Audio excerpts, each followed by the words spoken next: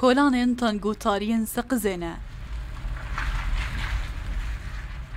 دیمەنن ku êdîbûna asayî ev kes dibe ku hejarek be li peynanê roja xwe di nava zibildanan de bigere yan jî tu ji bo yekî maddeyê hişbere ji bo daneka wan maddeyan tarîkiya şevê bi derfet zaniye lê tiştekî ji vê rastiyê naguhare ku dronahiya rojê de jî li vê meydanê li navenda bajar karwan tu ji bo yên maddeyên hişber xwe digihînine bin pir û qunçikan de ji bo wê maddeyê bixne nava demarê laşê xwe.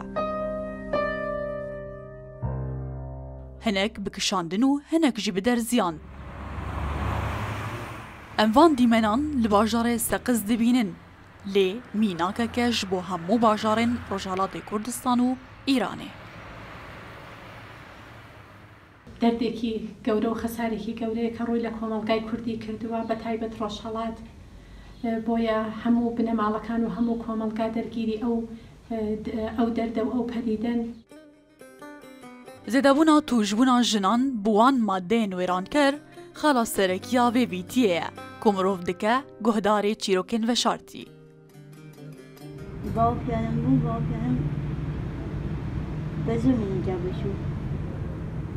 Tê Demir piyade leper kumar miyeceğim. لە پای قمار تۆی دانا Lütfen bundan buyur piyade terminalsizliği tuhaf mı neyse. Şimdi bir gelmesin. ئەی مناڵەکان وەرئان لەکوێن سەیران Valla ne zaman vakti tam dedi böyle. چۆن Vakti tam dedi böyle. Her yek ji wan çîrokek li pişt e. Kes nizane dema li cihekî giştî radwestin û mirovên asayî dibînin yan jî di tenatiya xwe de li çi difikirin bi hewleke zor û zimanekî taybet car caran zimanê wan vedibe. چۆن توش بووی شووی بێشەرم دومش فێرمی کرد و وەختی خۆشم فێر بوومیتەوە ئەبینی بوومە ڕۆسەمی داستان و هیچ بۆ خۆم کەڵانتەرێکم لێرە هیچ ئەلاجێکی نییە کاری من بێپایدەیە بچی سەرهەنگی مەملەکەتێکم بۆ خۆم دەبیری ئەدەبیاتی پارسی بووم بەنەوەکەرە بم فەوقە لیسانسی دوکتورایی سەم دوکتورایی سە قسەکردن بێپایدەیە داستانی من شانامەیە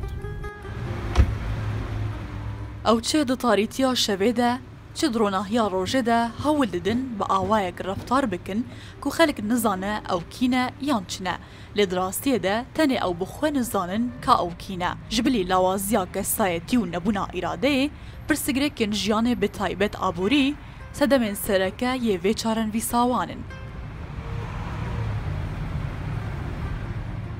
مژنەکەی خۆم خەولی پێدامەتی یەک ساڵتاکی دێرەسەر شەمی یەک ساڵەکە ڕۆستن کە من دێمەوە داری لە لە خۆت لە مناوە لە هیچ یەک ساڵم کرد بە دو ساڵم کرد بە سێ ساڵ ئەو قسەی خۆ خەبەری بەخوا دەورانی پاکیەکەم چۆن هەلاوە دەربەدەرواوارون مەحتاجەکەشم هەر دەربەدەراوە فەرقێکی ناکە بە حاڵ